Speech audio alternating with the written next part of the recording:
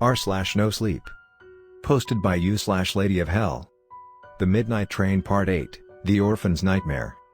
My name is Amy and I am a passenger on the midnight train. The train has reached another destination and against my resolutions, I went outside again. Now before you call me stupid, let me explain. I had a reason. If you have no idea what the midnight train even is, you should start here, Part 1. And if you missed the last update, check here, Part 7. We arrived at the town early in the morning.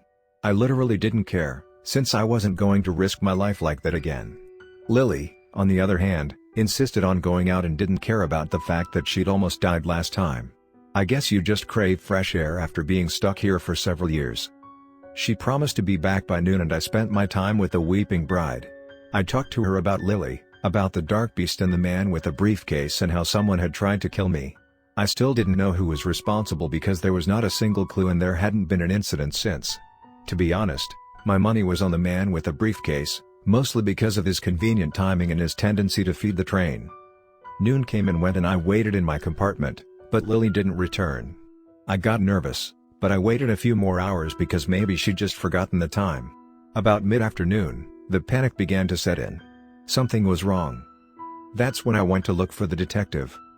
Finding him was no problem. I explained the situation to him and asked what concerned me the most. What would happen if she didn't return to the train in time? The conductor collects them if they don't come back, he explained. Doesn't bring them back alive though. They're sacrifices for the train. You see my reason now? I jumped up and proclaimed I'd go out and find her. I had no way of knowing what would await me outside, but I didn't think about it either. My worries for Lily were overriding my brain. Maybe I was becoming familiar with the midnight train. And familiarity did indeed breed recklessness. The detective looked at me with disapproval. That's suicide, kid. I can't let her die, I replied harshly. Why don't you come with me? It's safer together. He shook his head. Your girlfriend is not my problem, kid, he said and took a drag from his cigarette. But you care about me. What makes you think that? He looked at me with utter indifference. My stomach dropped. I'd made a mistake again. I had applied human standards to something that was not at all human, had relied on the assumption that he liked me just as I liked him. In fact, my life didn't matter to him at all. Of course it didn't. Then why did you help me? I asked. He shrugged. It's not like I had anything better to do. And I understood that it was one thing to take me back to my compartment after I got injured or to look after my unconscious friend for a while, but a whole other to go out with me and get in actual danger. The whole realization hurt more than it should have.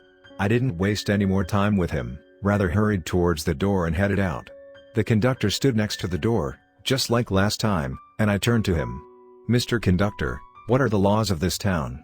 I asked. He shook his head. There are no laws, ma'am. I was not sure if that was a good or a very bad sign. When will the train depart? At midnight, of course. I thanked him, checked the time and hoped that 8 hours would suffice to save my girlfriend as I hurried towards the town. Dark clouds hung deep on the sky and faded to fog that obscured the streets. I couldn't see much of the town, but it was obviously not as worn down as the last one. Beautiful Gothic architecture was visible through the pale white, the buildings were tall and made of dark stone. I hurried through narrow streets, not entirely sure what I was looking for. A person, maybe, whom I could ask about Lily. It didn't take long until I saw the outline of a person through the fog. They seemed to be a child, since they were much shorter than I was, and very thin. Hello? I asked as I approached the silhouette. Excuse me?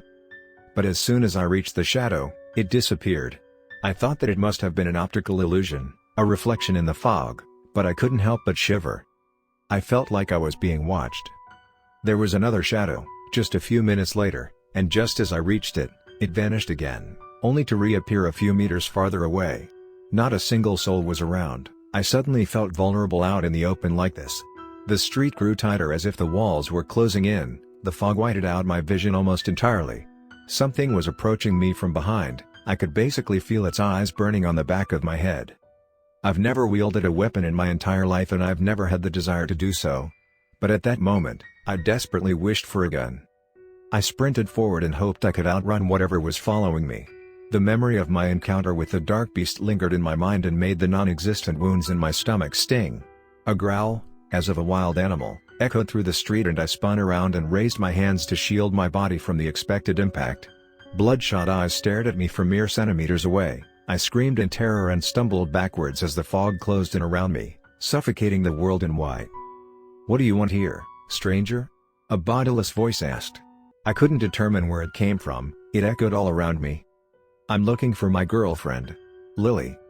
The fog around me finally lifted and I was no longer in the streets of the town. I stood in the middle of a dimly lit hallway. Specks of blood littered the vinyl floor, the tiles on the walls were covered in dirt and grime, and light pierced barely through the dirty windows. "Entertain me," the childlike voice demanded. I looked around, searching for the source of the voice but seeing nothing. "I just want my girlfriend," I pleaded. "Please, I'll leave you alone after this." The voice giggled. "Find her, and I'll let you go." I knew there were still a few hours left until midnight, yet I felt like time was running out already. There was no use arguing with the voice, so I scrambled all my remaining bravery together and ran. I had no clue where I was, where I had to go, and how dangerous this place actually was, but I had no choice now. Do you know the thrill you feel on a roller coaster? Strapped into the seat as the wagon slowly gains speed, when you know there's no going back now. Imagine that, but 1,000 times worse. That's how I felt at that moment. The building revealed itself to be a hospital soon enough. Wheelchairs stood in the dimly lit hallways, the air smelled faintly of chemicals. I screamed Lily's name, but there was no response. In retrospect, running around screaming in a hellscape like that was probably not the best idea, but I was in a hurry and had no idea where to even start looking. The voice had disappeared entirely and the hospital was silent. My own voice, that repeated Lily's name over and over again, was the only noise I heard for a while as I traversed a seemingly endless hallway. For several minutes I wondered if I would ever reach a stairway or anything, because it seemed like I was passing by the same rooms over and over again, trapped in a never-ending spiral. I wished for a weapon again. Without warning, a pained scream pierced through the silence and I froze in shock, raising my arms in a reflex to protect my head, but nothing attacked me. I looked around, trying to find the source of the sound, and found one of the door on the right side slightly ajar. A deviation from the never-changing hallway. The voice was male, but there was still no sign of Lily and I didn't know how else to continue, so I pushed the door open and entered the hospital room. The room was just as dirty as the hallways, illuminated only by flickering light bulbs. All beds except one were empty, blankets and pillows stained with blood and sweat and dirt. All sorts of medical equipment stood vacant besides them. In one bed lay a person, a man that screamed his lungs out. Bandages were wrapped around his head, over his eyes, he was missing a hand and a leg, a dark patch of blood formed right over his stomach. His bed was just as dirty as the others and so were his clothes and the bandages. "Sir?" I spoke hesitantly. "No." He turned his head to look at me, but he couldn't see, of course. "Please, not anymore. No more medicine, please. I'm fine, I swear to God, I'm fine. You cured me, I'm fine, I can go home. Don't waste any more medicine on me, please, I swear." "Sir, please," I tried to interrupt his panicked tirade. "I'm not here to hurt you." "Of course not. You were right, everything you did was so right. Of course my eyes were a problem, it was right to take them out," he reassured me, violently sobbing now. "Your treatment was perfect, I'm fine, just let me go home now, please. Please. I'm not a doctor. I don't even work here, sir. I'm just a visitor and I'm looking for my girlfriend." "A visitor," he repeated and his sobs slowly faded. "You should consult with the doctor then. She is such a competent woman. She treated me and now I'm healthy again. Maybe she can treat you too." "You screamed in pain," I whispered. "No," he denied immediately, voice trembling with panic. "I'm fine. I'm perfectly fine." I choked back tears. My first priority was to get Lily and myself out of there, but I pitied the man. I knew that even if I chose to save him now, if I somehow got him out of his bed, he wouldn't survive. The blood patch on his abdomen grew larger by the minute and even if he didn't die of blood loss, the woods would be most likely infected. The man was begging for his life, albeit in a weird way, but he was dead and I wanted to cry for him. "I'm so sorry," I managed to say before I turned around and left the room again. Silent tears rolled down my face as soon as I was back in the hallway. The monotony returned once more. "Voice?" I asked after more minutes of walking down the never-ending hall. "Voice, are you still there?" "Stranger?" the child asked. I knew the voice was evil. Just another monster I had to face in this nightmare journey. And yet, it was comforting to have someone talk to me. Someone that seemed almost sane at least. What was that? It laughed. My entertainment. I wiped my tears away. That's cruel. So? It replied angrily. They did cruel things to me too. I return the favor now. What happened to you? Who are you? There was no reply. The hallway reached a sudden end, a stairway led downwards, and I finally felt like I made some progress in my suicidal endeavor. As I descended the stairs, I regretted my decision to leave the train. I walked as far down as I could, pushed a dirty white door open and reached a new hallway. It was broader than the first one, and a sign that hung from the ceiling said Operation Rooms. I silently prayed that Lily wasn't here. I walked slowly, looking inside every room and finding each of them dark and empty. Except for one in the middle, the one with the number 6, that was brightly lit. I hesitated, yet I knew I had to check, just in case Lily was in there. I pushed the door open and was met with hot, humid air and the stench of rotting flesh that stuck in my throat and made it hard to breathe. Beyond a glass wall was the operating table. A man lay there, surrounded by 3 doctors who didn't wear any sterile clothes or gloves. Mr. Donovan, a tall man explained, came here because of severe pain in his abdomen. Dr. Blaine, how should we treat him? The woman with curly blonde hair answered. Removing his liver seems appropriate. The small man nodded. Indeed appropriate. May I suggest to remove his left arm in the process? Indeed, the tall man agreed. Do you agree to remove half of his lung? Of course, the small man said. What about his toes? He doesn't need his toes, right? The woman giggled. The tall man nodded and lifted a blood-stained scalpel from a desk close to him. Let's start with his intestines. He pressed the blade onto the stomach of the man on the table and made a large cut, drawing a lot of blood in the process.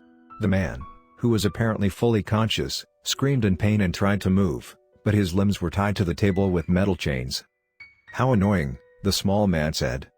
The woman giggled again. Don't worry, she replied, yarn and a large needle in her hand. I'll take care of it. That was when I finally managed to turn away from the gruesome show. The man screamed with pain and terror, the air felt like tar in my lungs. I stumbled out in the hallway again and bent over, coughing and crying. I didn't vomit, but I felt very, very nauseous. Voice, I screamed, but it sounded weak. Why are you doing this? Answer me. They did this to me. The voice was right in front of me this time. I looked up and saw a child, frail and sickly and very young. I couldn't determine their gender. They had long, white hair, only one eye that was dark brown, their skin was grayish and covered in scars. Especially the head. It looked like someone had tried to cut their skull open several times. Voice? Stranger? They replied. Do you have a name? No. The voice was left from me now and I turned to see another child that looked exactly the same. Some sort of ghost projection, I figured. No name for I wasn't born. Not really born. Another projection. Ripped from my mother's corpse. Not alive. Not dead either. I turned around again and again, trying to keep track of the illusions. They were all around me now, mirrors of the same child over and over again. Not screaming, they continued. Dreaming. Thinking. The voices merged into one. Creating. I don't understand. I wrapped my arms around myself, scared of the frail child. The illusions now faded into one again and they showed a crooked smile. Entertain me, they said once more. Or I'll keep you around, stranger. They faded for good and I wasted no time. As fast as I could, I ran down the hallway, hoping for another set of stairs that would lead me to Lily. I was still screaming her name, but there was no answer. Someone grabbed my arm and I screamed. I spun around, raising my free hand to defend myself although I held no weapon, and faced a dark-haired woman with a friendly face. Hello, ma'am, she said. I'm Dr. Marsh. How can I help you? I'm looking for my girlfriend. Lily. About my age, red hair. Did you see her? She shook her head. Now that is not what I'm talking about, she replied in a condescending tone. I'm asking for wounds. Diseases. Chronic pains. No thanks, I'm not here for surgery. I tried to rip my arm free from her grasp, but her fingers dug even deeper into my skin. She lifted my hand closer to her face. Oh dear, discolored skin, she stated. You have a problem with your liver. And your arm. It's likely to break in the future, you know. Let's cut it off before that happens, shall we? I did the only thing I could think of at that moment. I kicked her in the stomach, Used her stunned surprise to rip myself free and ran for my life. I wasn't sure what was actually going on here, but I wasn't going to let some insane doctor remove my body parts. She screamed like a banshee, but I didn't turn around. I ran until my legs hurt and I could barely breathe, and finally, I reached another stairway.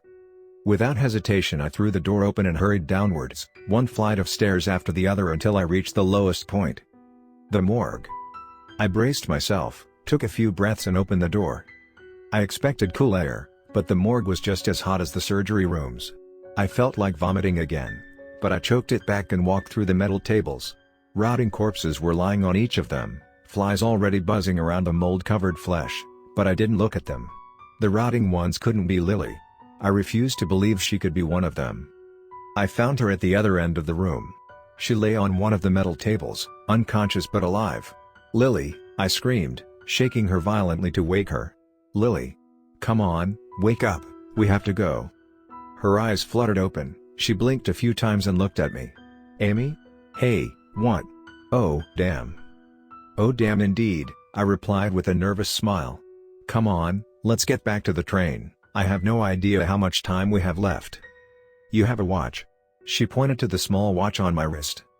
"This is a dream, dear. Some cruel child's imagination. Time works different here." "What?" "No, explain it later. Let's go." She jumped from her metal bed and took my hand.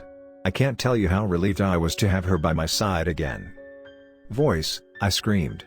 "Voice, let us go." The illusion appeared immediately. "Don't call me Voice," the child hissed. "I don't have a name. Don't try to give me one, stranger." "I'm sorry. I found my girlfriend, please let us go home now."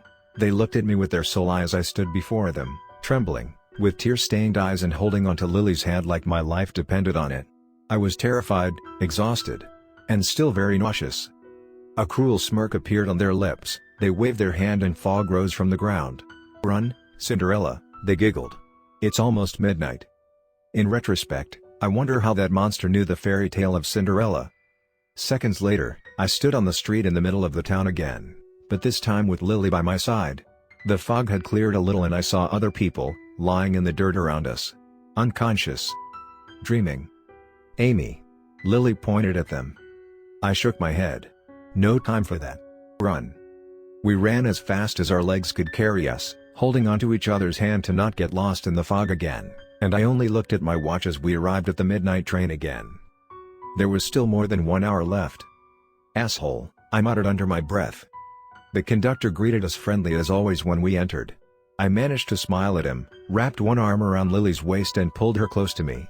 Her warmth was comforting after all that had happened. It reminded me that this was real, she was real, and I had managed to save her. All the horror hadn't been for nothing.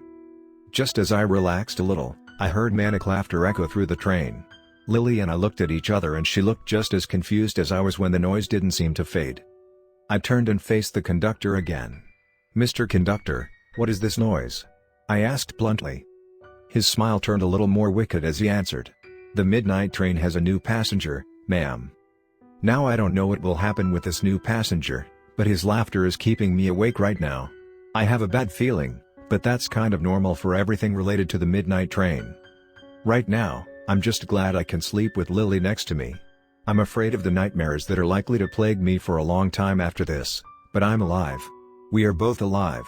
That's all that matters right now. I will keep you guys updated on the situation with the new passenger. And to be honest, I'm afraid said update will come rather soon. Until then, don't get lost in the fog. You never know where you might end up.